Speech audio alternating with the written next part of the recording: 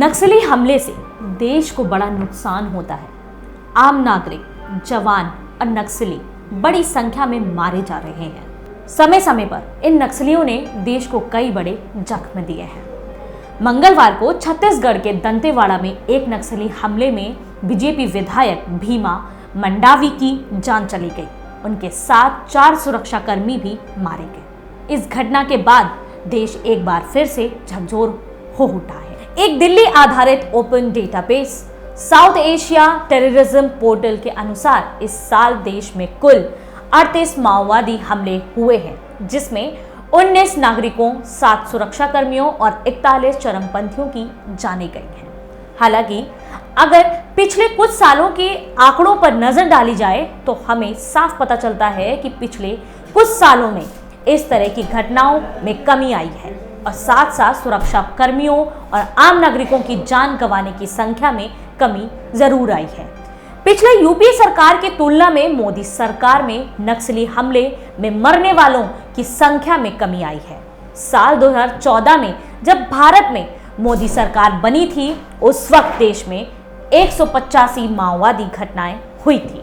इसकी वजह से 127 नागरिकों और 97 सुरक्षा कर्मियों की मौत हो गई थी। लेकिन 2015 में इस तरह की घटनाओं में कमी आई।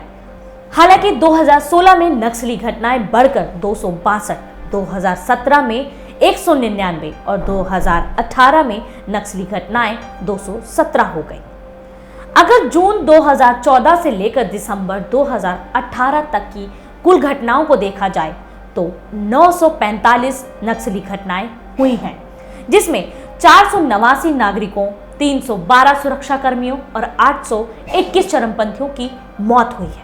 वहीं अगर हम बात करें यूपीए सरकार के दौरान की, तो जनवरी 2010 से मई 2014 के बीच 1292 चरमपंथी घटनाएं हुई थी, जिसकी वजह से 1272 नागरिकों, 660 सुरक्षा कर्मियों और 800 चरमपंथियों की मौत हुई।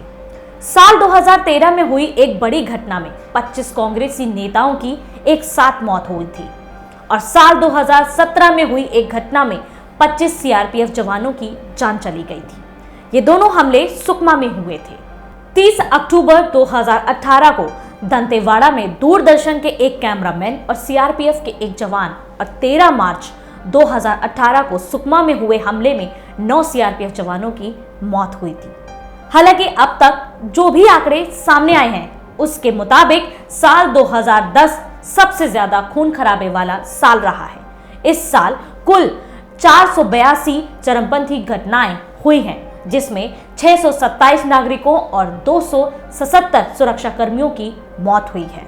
इन सभी आंकड़ों को देखने के बाद एक बात समझ आती है कि नक्सली घटनाएं पिछले कुछ सालों की अपेक्षा कम हुई हैं।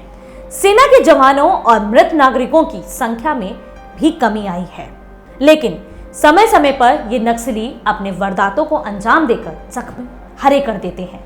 ऐसे में कुछ नेता ऐसे भी हैं जो इन नक्सलवादियों के समर्थन में खड़े रहते हैं। हालांकि पिछली सरकार की अपेक्षा मोदी सरकार में हमले और मृतकों की संख्या में कमी जरूर आई है, लेकिन सरकार को नक्सलियों से निपटने के लिए और बड़े पैमाने पर काम करना पड़ेगा। अगर आप हमें फेसबुक पर देख रहे हैं तो लाइक करें, सी फर्स्ट करें, यूट्यूब पर देख रहे हैं तो सब्सक्राइब करें, बेल आइकन दबाएं और हमसे जुड़ी सारी नोटिफिकेशन तुरंत पाएं।